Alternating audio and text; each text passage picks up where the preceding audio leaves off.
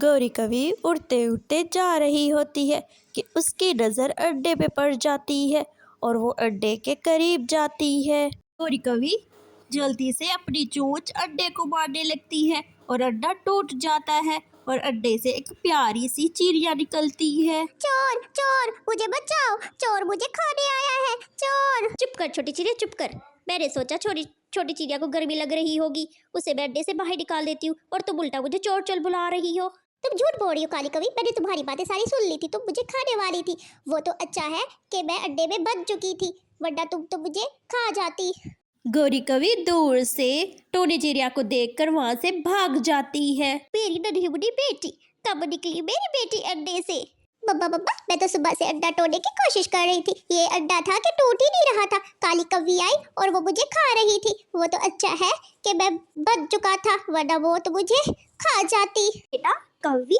कौन सी कव्वी? किस तरह की थी कव्वी? बब्बा बब्बा, बहुत ही गंदी थी और काली कलौटी थी। वो भूखी थी और मुझे खाने की कोशिश कर रही थी। बेटा मैं जाकर उससे पूछ के आती हूँ, कैसे मेरे अंडे को खाने की कोशिश कर रही थी। बाबा बाबा छोड़िए उसे, मुझे भूख लगी है, मुझे जल्दी से दाना दे, मैं तो उसे देख लूंगी। चिड़िया जल्दी से अपनी बेटी को खाना देती है। गुड़िया खाना खाती है।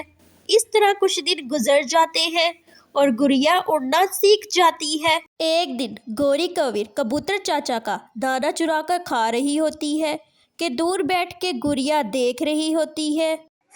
ये तो वही काली कलौटी कवि है। रुको, इसे मैं मजा चखाती हूँ, कैसे दूसरों का दाना चुरा के खाती है। चिड़िया जल्दी जल्दी से कबूतर चाचा के पास जाती है। कबूतर चाचा, वो बदमाश कवि आपके घोंसले से दाना चुरा रही है और खा भी रही है। जल्दी से चले कबूतर चाचा। कबूतर चाचा ये सुनकर गुस्सा हो जाता है और गुस्से में किले की तरफ उड़ पड़ता है और उसके पीछे पीछे गुड़िया भी चल पड़ती है। कबूतर चाचा गौरी की पूंछ में एक लगाता है और गुड़िया हंसने लग जाती है।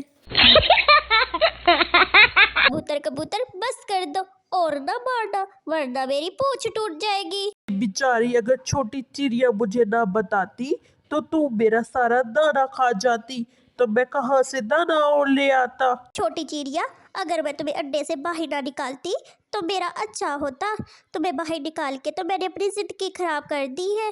अब मुझे अड्डे से बाहर निकाला है ना, तो अब मैं तुम्हें नहीं छोड़ूंगी काली कव्वी। इस तरह कुछ दिन गुजर जाते हैं और एक दिन गौरी कौवी आम में पत्थर डाल रही थी। मजे मजे का पत्थरों वाला आम बनाती हूँ और मिट्ठू तोता को जाके देती हूँ।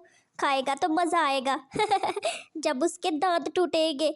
मुझे तो देख के बहुत मजा आता है। ऐसी शरारतें करना तो मेरी रग रग में बसा है। देखो अब मैं क्या करती हूँ मिट्ठू तोते के साथ। गौरी कौवी सारे पत्थर आम में डाल देती है और आम को अपने साथ लेकर मिट्ठू तोते की तरफ चल पड़ती है। दूसरी तरफ गुड़िया दूर बैठी ये सब देख रही होती है। आज फिर से काली कवि को शरारत सूझी। अच्छी बात है, खुद ही गड्ढे में गिरेगी। मिट्ठू तोता, तुम मेरे बहुत अच्छे दोस्त हो। मैंने सोचा कि मैं आज अपने दोस्त को मीठा मीठा रसीला रसीला आम दे आती हूँ। मेरा तोहफा कबूल कीजिए। ये ले आपके लिए मीठा मीठा रसीला रसीला आम। खा के बताए कि कैसा है। गौरी, तुम इतनी भी बुरी नहीं हो, तुम बहुत अच्छी हो। तुम मेरे लिए आम लाई हो, लेकिन अभी मेरा पेट भरा हुआ है।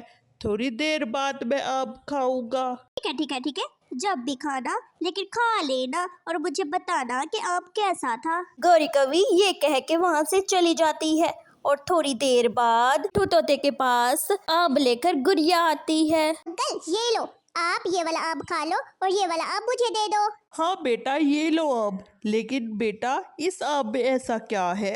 ये आम ना फीका है, इसलिए कह रही हूँ, और ये वाला आम मीठा और रसीला है। प्रिया मिट्ठू तोते से आम लेके वहां से चली जाती है। प्रिया आम लेकर गौरी के पास आ जाती है। गौरी आंटी ये लो मीठा मीठा आम। मेरी माँ ने कहा है कि गौरी आंटी को जाके आम दे आओ। ये लो जल्दी से आम खाओ और गुठली मुझे दे दो। मैं अपने खेत में उगाऊंगी और देखना मेरा आम बहुत बड़ा हो जाएगा, फिर मैं आपको बहुत सारे आम दूंगी। चिड़िया तुम तो बहुत अच्छी हो, तुम मेरे लिए आम लेके आई हो। चलो मैं आम खा लेती हूँ और गुठली तुम्हें देती हूँ। गौरी जैसे ही आम खाती है और उसके दांत टूट जाते हैं और गौरी गुस्सा हो जाती है। मजा आया, मुझे बहुत मजा आया गौरी कवि।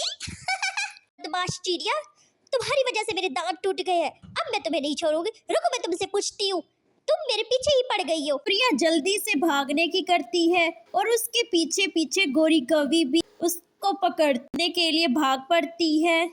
अगली सुबह गौरी कवि चील के पास जाती है और मदद के लिए कहती है। चील जी, मुझे आपकी मदद की ज़रूरत है। क्या आप मेरी मदद करेंगे? जंगल में एक चिड़िया है, मुझे परेशान करके रखा हुआ है और दूसरे परिंदों को भी परेशान किया हुआ है। मैं चाहती हूँ आप उसका घोंसला जाके तोड़ दें। और मैं उसका घोंसला तोड़ने के लिए चला जाऊंगा, लेकिन मुझे पता कैसे चलेगा कि उसका घोंसला किस तरह का है? इसकी चिंता ना करो, मैं आपको बता रही हूँ ना। उसका घोंसला लाल गुलाबों वाला होगा। लाल गुलाब उसके घोंसले पर लगे होंगे, बस वो देखकर उसका घोंसला तोड़ दीजिएगा। और ये सारी बातें गुड़िया सुन रही होती है। अच्छा, गौरी कविया मेरा घोंसला तोड़ने की बात कर रही है। चलो ठीक है, तोड़ो तोड़ो मेरा घोंसला तोड़ो। कैसे तोड़ती है तुम मेरा घोंसला?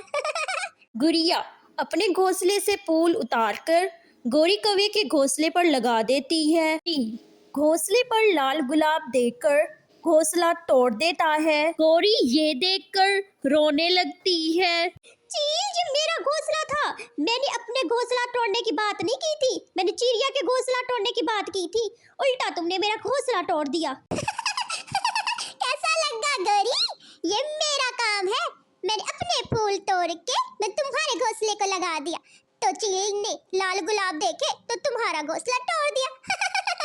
छोटी चिड़िया, मुझे अब माफ कर दो। अब हमारी नाराजगी खत्म हो गई। जो तुम कहोगे मैं वही करूंगी। अब मुझे छोड़ो। ठीक है, मैंने तुम्हें माफ किया, लेकिन एक शर्त पर। तुम मेरे लिए दाल चावल बनाओ और मुझे अपने हाथों से दाल चावल खिलाओ। ठीक है, फिर हमारी दोस्ती। कवि अपने हाथों से दाल चावल बनाकर गुड़िया को खिलाती है। गुड़िया खुश हो जाती है और गौरी का पीछा छोड़ देती है।